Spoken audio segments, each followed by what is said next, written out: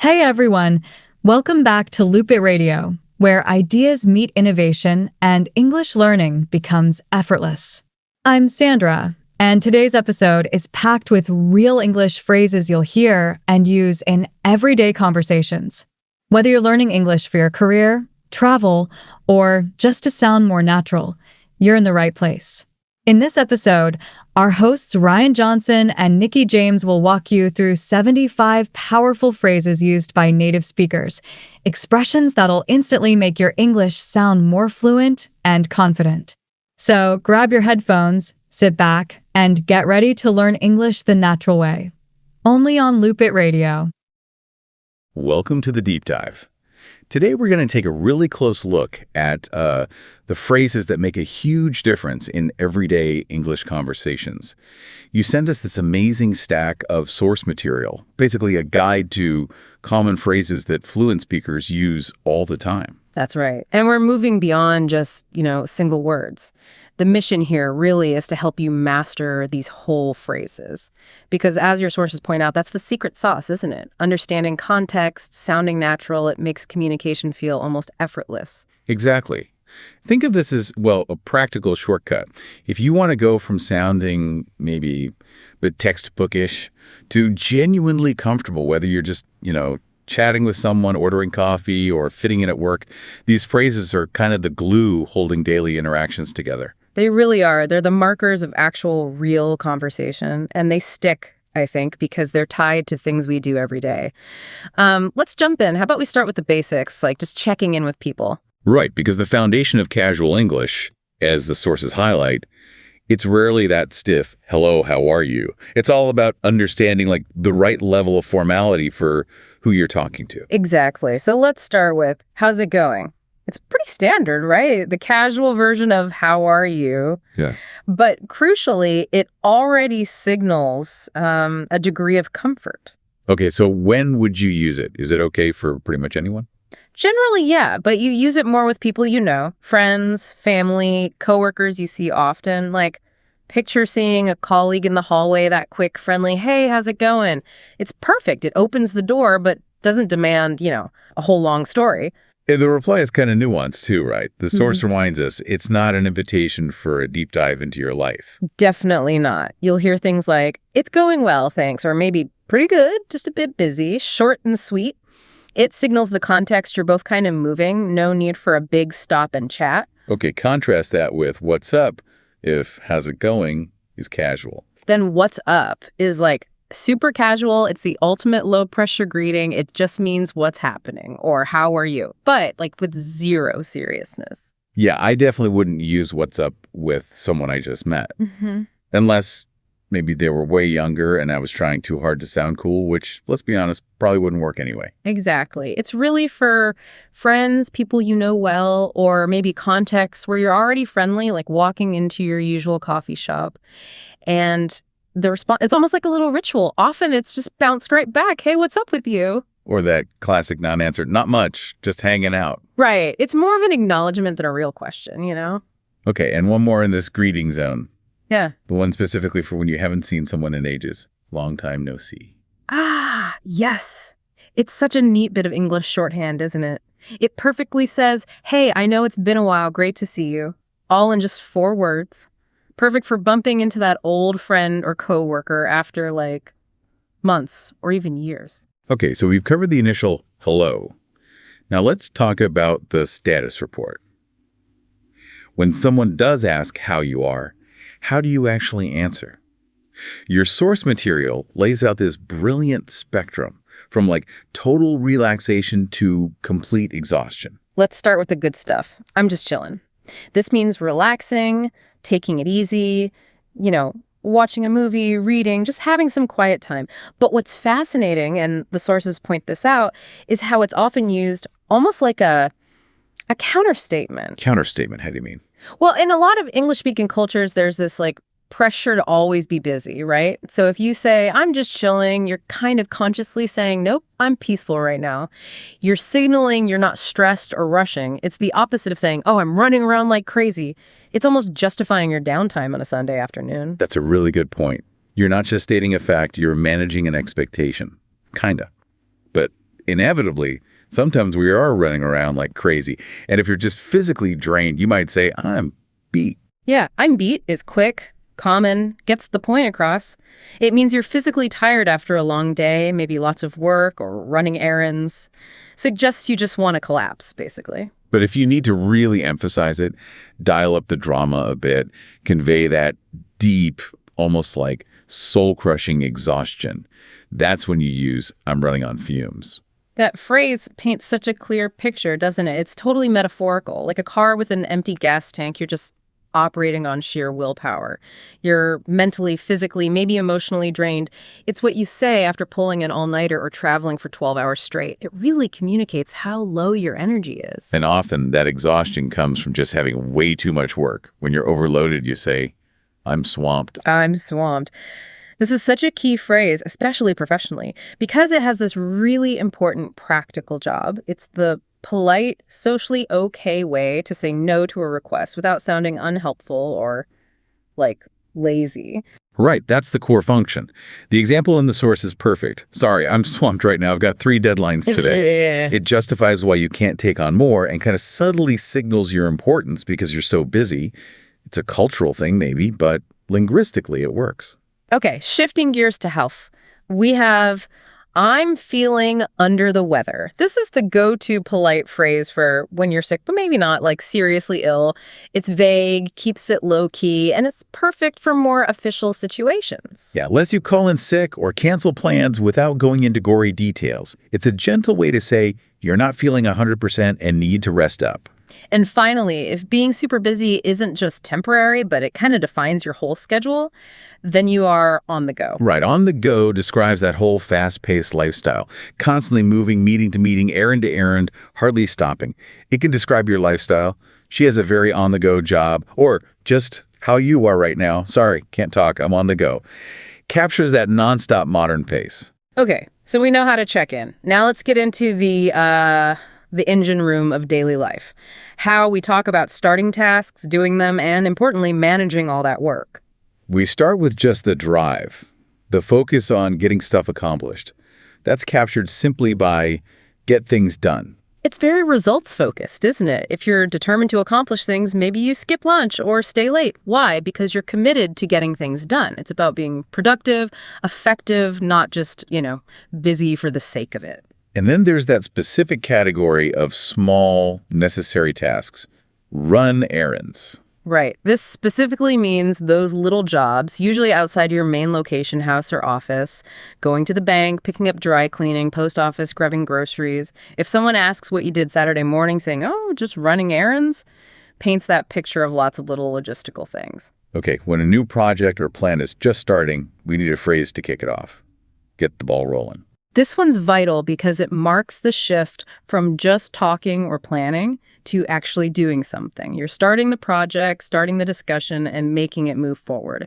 Your source mentions planning an event, or maybe after hours of talking about it, finally hitting record on this deep dive, that first action. Yeah. That's getting the ball rolling. And once that ball is rolling, sometimes you need to cut out the chatter and focus. That's when you might say, let's get down to business. Yeah, that's a clear signal, isn't it? Time to switch gears. Stop the casual talk, stop the general strategizing, and really focus on the task at hand. Useful in meetings, but also maybe if you're studying with friends and keep getting distracted. And if someone gives you a task, the quickest way to say, yep, handling it right now is I'm on it. Oh, that's a great one. It feels more active, more committed than just, okay. If your boss asks, can you send that report by noon? Replying, I'm on it, shows you're reliable, you're prompt. It implies you're shifting your focus to it immediately. Okay, now let's talk about planning versus failure. We often plan for problems using, just in case. Pure preparedness. It's about having that backup plan, anticipating a possibility. Why bring an umbrella? Just in case it rains. Why pack a sweater for a warm trip? Just in case the evenings get cool. Simple, acknowledges foresight. But sometimes things go totally wrong. A plan fails, a project collapses, you have to admit defeat and go back to the drawing board. This phrase definitely carries some weight. It signals a real failure that needs a complete rethink, not just a minor tweak. The source examples are vivid. burning a cake so badly you need a whole new recipe, or trying to fix a bike and whoops, the wheel falls off. You're literally restarting the design or plan from scratch. Let's talk about effort. We've got 3 phrases that describe the intensity really well, starting with sheer late-night dedication. Burn the midnight oil. Means working late into the night, often out of necessity, studying for a big exam, finishing a critical report, or, well, the source humorously notes, maybe staying up till 3 a.m. playing video games when you really shouldn't be. It's that prolonged late-night effort. On the positive side of effort, there's go the extra mile. Right. This is about exceeding expectations, doing more than what's strictly needed or asked for, like submitting a standard report versus submitting one with extra charts and analysis just because you wanted to give the best possible result. That's going the extra mile. And the opposite, the phrase for doing things quickly but poorly, is cut corners. Exactly. The direct opposite of going the extra mile. It means doing something cheaply or quickly, usually leading to a bad result. Using tape instead of proper glue, maybe skipping important steps in a process. It implies sacrificing quality or integrity for speed or cost. That difference is really key. Right. Okay, finally in this section, let's revisit a phrase with 2 very different meanings, which really shows why understanding phrases is crucial. Catch up. Yes, this is a perfect example of how context is everything. Meaning number 1 is the social catch-up. This is about relationships, reconnecting with someone you haven't seen for a bit, maybe grabbing coffee, finding out what's new in their life, maintaining those social ties. And meaning number 2 is the task catch up. This is all about productivity, getting back on track with work or something you've fallen behind on. Precisely. Maybe you were busy getting things done earlier, so now you need to catch up on emails. Or you missed a few episodes of your favorite show and need to catch up over the weekend. The situation's social or task-related tells you exactly which meaning applies. All right, so we know how to start things, how to work on them, but knowing how to stop or pause is just as important, maybe more so for, managing daily life. Let's look at phrases for ending activities. Okay, when you're done working or doing something for the day, the phrase is call it a day. Usually means you're tired or feel like you've done enough. You've been tackling a big project for hours, maybe cleaning the house all afternoon, you're ready to stop. So you call it a day. And the evening version is call it a night, right? Exactly. Signals you're ready to stop whatever evening activity you're doing, leaving a party, ending a game night, usually to head home, go to bed, or just relax before sleeping. What about when you just need a short break, not stopping completely? Then you take a break. This is just pausing what you're doing to rest for a bit, often because you feel overwhelmed or tired. Studying hard, editing a long video, even an intense meeting, taking a quick break helps you recharge. It's temporary. And if you're physically leaving a place, starting a journey, you hit the road. Means leaving or setting off. Maybe you've stayed long enough at a friend's place or you're finally starting that road trip. Okay, let's hit the road. And the super casual way to say, let's go to sleep. That's let's hit the hay. It's kind of old-fashioned, sounds a bit rustic, but people still use it all the time. Just a relaxed, friendly way to signal bedtime, often right after deciding to call it a night. For ending something more formally, maybe a meeting, we use let's wrap it up. Yeah, that's a great tool for managing conversations or activities. It signals it's time to conclude things. Maybe you finish the main points of a meeting and agree to continue next week. It brings structure to the end. Okay, let's shift to quick needs and those unavoidable delays.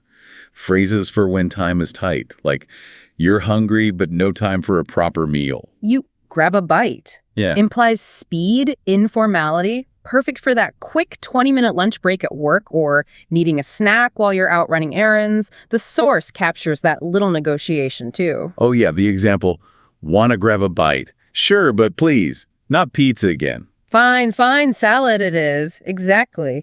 It shows grabbing a bite is often about finding something fast and easy together. What if you need to politely escape a conversation because you're rushing? You use in a hurry. It's a key politeness tool. You use it almost like an apology. Sorry, can't talk long, I'm in a hurry. Whether you're late for work or literally running for a bus, it sets that immediate time limit. And if you need someone to wait just for a tiny moment? Ask them to hold on a second. It feels quicker, more immediate than give me a minute. You use it when you need to quickly check an important email or finish typing one sentence before you can give them your full attention. And the inevitable phrase when you're behind schedule for meeting someone. You have to let them know using I'm running late. It's the standard, polite way. Doesn't matter why traffic, meeting ran over, just took too long getting ready. It communicates you won't be on time. Okay, basic logistics now. Let's tackle that super useful verb phrase, pick up. Right, pick up has that essential double meaning. You can pick up things like your groceries order, or you can pick up people like meeting a friend at the airport. The context makes it totally clear which one you mean.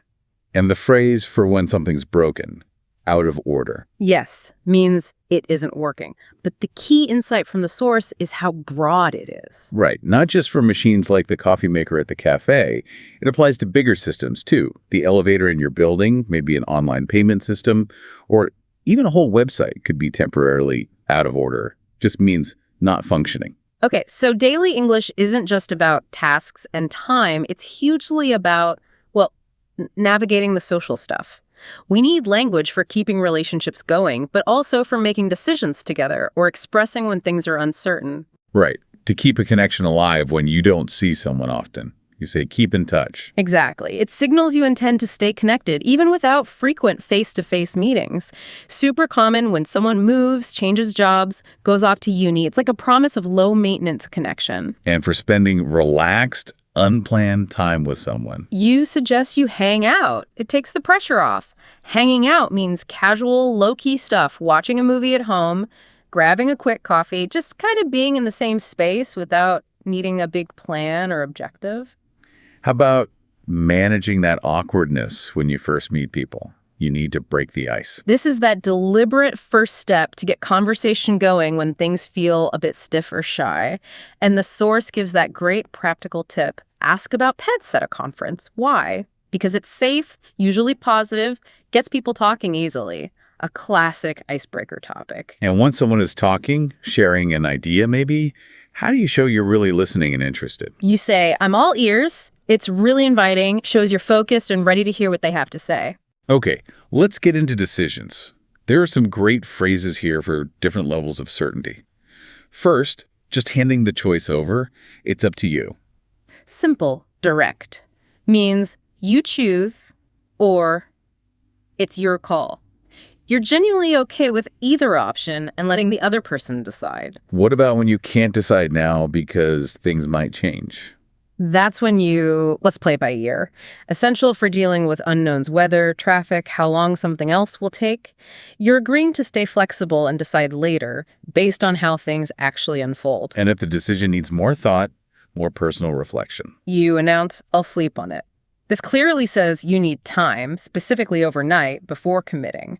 It's a polite way to avoid being rushed into a decision. There's a powerful one for shifting responsibility. The ball is in your court. Yeah, uses that sports metaphor, right? Yeah. It means it's now the other person's turn to take action or make the next move. The responsibility has passed from you to them.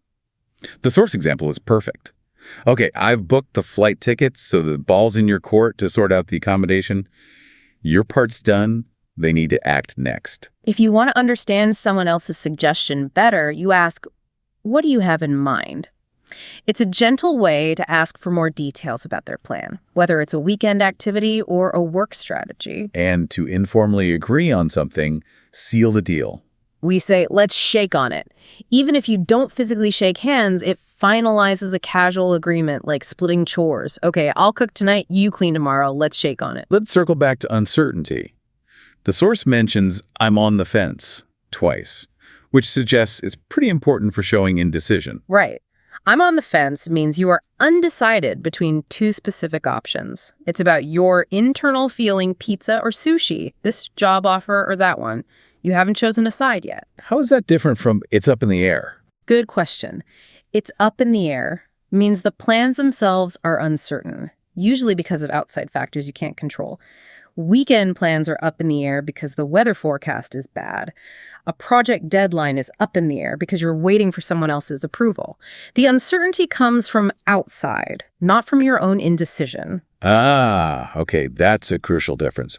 On the fence, internal indecision, up in the air, external uncertainty. Makes sense. Exactly.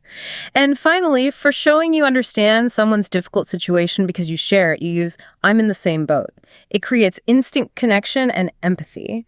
Like if you're both stressing about the same deadline, saying, yeah, I'm in the same boat, shows solidarity. Okay, we've reached the really fun part, the idioms. These are the phrases that truly signal fluency, aren't they? Yeah. Because the meaning isn't literal at all. You need that cultural context. We should probably slow down a bit here and unpack the why behind some of these. Definitely. Let's start with ease versus difficulty. If something's super easy, effortless, we call it a piece of cake. The metaphor is obvious, right? Eating cake isn't hard work. Nope. So a simple test, a presentation you've practiced loads, maybe an easy repair job, all a piece of cake. Then, on the difficult end, we have bite the bullet. This means facing something tough, unpleasant, maybe even painful, because you have to, even if you've been putting it off. The origin is pretty grim, actually. Oh, yeah. From before proper anesthesia, soldiers undergoing surgery would literally bite down on a lead bullet to cope with the pain. Wow. Okay, that adds some serious weight. But do we only use it for really major, painful things now? Or, like, can I use it for cleaning out my messy closet? Oh, it's definitely versatile now. While the origin is intense, we use it for lots of unpleasant but necessary things. Finally going to the dentist, tackling that overflowing closet, or having that difficult conversation like telling your cousin, again, that they really can't borrow your car. You just have to bite the bullet and do it. It captures that feeling of facing necessary unpleasantness. Got it. And when something's really, really expensive? It costs an arm and a leg. Pure exaggeration, obviously, meaning the price felt incredibly high, like a physical sacrifice, a designer handbag, maybe that fancy gym membership, the newest phone. Okay, shifting to communication and truth. If someone says something that's exactly right, perfectly accurate. They hit the nail on the head. It's like a perfect hammer swing, precise, accurate. The source had that funny example. Your roommate guessing you hate mornings because you stay up too late gaming. They pinpointed the exact cause. Spot on. What about revealing secrets? You spill the beans, like accidentally knocking over a container and all the beans or secrets fall out, like blurting out news about a surprise party. And the opposite, blaming someone else unfairly. That's throw someone under the bus. And it sounds nasty because it is nasty. The example given a teammate blaming you for their mistake with the data really shows that negative meaning of sacrificing someone else to save yourself. Okay, on a lighter note, if you're just teasing someone. You can say, I'm just pulling your leg. It just means, I'm kidding, I'm teasing you. It takes any seriousness out of what you just said. What about that feeling when something sounds familiar, but you can't quite remember the details? You say, that rings a bell. Maybe a name you heard ages ago or a word you vaguely recognize, like serendipity. It's like you can hear the memory faintly but can't quite grasp it. And to summarize something complex very briefly. You put it in a nutshell. The source is right. This is so useful. Summarizing a long movie plot, a big project proposal, maybe why your diet failed again. It signals you're giving the core essence, short and sweet. How about dealing with information that might not be totally true? You should take it with a grain of salt. This is so important for critical thinking. Means don't just accept it wholesale, right? Be a little skeptical. If someone's raving about a magic coffee that cures everything or an app that guarantees fluency in a week, take that with a grain of salt. The idea is that tiny bit of salt makes something potentially dubious more palatable or less overwhelming. And to encourage unconventional thinking. You tell someone to think outside the box. Means look beyond the usual solutions. Be creative. The source example of using tinfoil to try and fix bad Wi-Fi is definitely thinking outside the box, whether it works or not. When everyone understands and agrees on a plan. You're on the same page. Crucial for working together. And the source example of not being on the same page is brilliant. You thought camping meant a cabin with Wi-Fi. Your friend brought a tent. Clearly not on the same page about the budget or the definition of camping. Exactly. The phrase highlights the need for shared understanding. A simple, fun way to agree strongly. Just say you're spot on means you are exactly right. Very natural. If a situation benefits everyone involved. It's a win-win. Like sharing dessert, you both get some. Or one person cooks, the other cleans, both benefit. But if a decision is incredibly easy, obvious. It's a no-brainer. You don't even need to think hard about it. Choosing coffee over tea when you're exhausted at 7 a.m., That's usually a no-brainer for most people. Okay, let's cover encouragement and patience. If someone's going through a tough time, You tell them to hang in there, offer support, encouragement.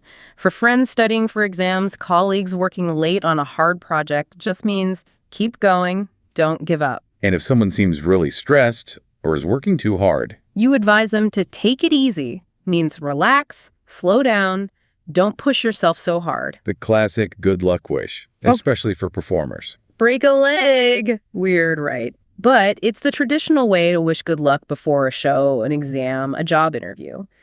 Definitely doesn't mean you want them to actually get hurt, and when you want to put off worrying about a potential future problem. You say, let's cross that bridge when we come to it. Such a useful phrase for managing anxiety. Why stress now about whether your flight might be delayed next week, or if it might rain during the picnic planned for Saturday? Deal with the problem if and when it actually happens. Okay, a couple more about frequency and modernity. If something happens very, very rarely. It happens once in a blue moon. Whether it's you eating fast food, that cousin who never calls actually calling, or managing to drag yourself to the gym if it's infrequent, it's once in a blue moon. And if something is super modern, innovative, top of the line. It's cutting edge, like the newest smartphone technology, advanced medical treatments, or maybe that fancy new oven with 20 different settings. It's the forefront of development. All right, final cluster. Frustrations and minor errors. That moment when one small bad thing happens after a whole series of problems and you just lose it. That's the last straw. The image is piling straw onto a camel's back, and one tiny final piece makes it collapse. The internet going down after you've had a terrible day, or someone cutting in front of you in the coffee line when you're already late, that final annoyance is the last straw. What about when you simply forget something? A gentler way to say I forgot is it slipped my mind. Maybe you forgot to send that email or bring your notes to the meeting. It sounds less like carelessness, more like a temporary lapse. And finally, the simple offer to pay for something when you're out with others. It's on me. Just means I'll pay for this. Use casually with friends or coworkers when you want to treat them. Quick and clear. Wow, that was a huge deep dive into the actual language that runs our daily lives. I mean, if you really get the context and the function of these phrases, you're going to gain so much confidence and just sound way more natural. We've gone from running on fumes all the way to knowing when it's time to call it a day and just take it easy. Absolutely. This list, what was it?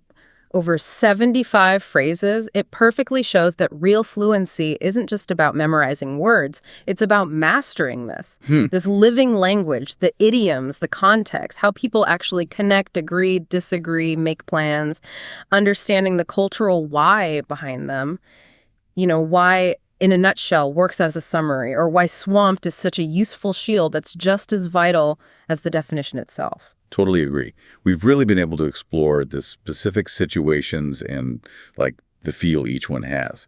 And as we wrap up this deep dive, we want to leave you with one last thing to maybe chew on as you start using these phrases more yourself. Yeah, think about this. We saw how many of these phrases like catch up, pick up, even on the fence in a way, have 2, sometimes even 3, really different meanings, right? And it all depends entirely on the context, the other words around them. So if the average textbook maybe only teaches the most basic literal meaning, how many layers of real communication, how much actual fluency are you missing out on? That's a fantastic question to consider as you focus on mastering these functional chunks of language, not just collecting single words. Thank you so much for sending in this incredible source material, and thanks to you for joining us for this deep dive. That was another amazing episode of LoopIt Radio, helping you speak English naturally, one phrase at a time. Huge thanks to Ryan and Nikki for breaking down those everyday expressions, and to you, our listeners, for tuning in and learning with us. If you enjoyed this episode, don't forget to like, subscribe, and turn on notifications so you never miss a new one. For more lessons on fluency, pronunciation, and real-life English, check out our playlist right here on LoopIt Radio. I'm Alex, signing off. And remember, the best way to learn English is to live it, love it, and loop it.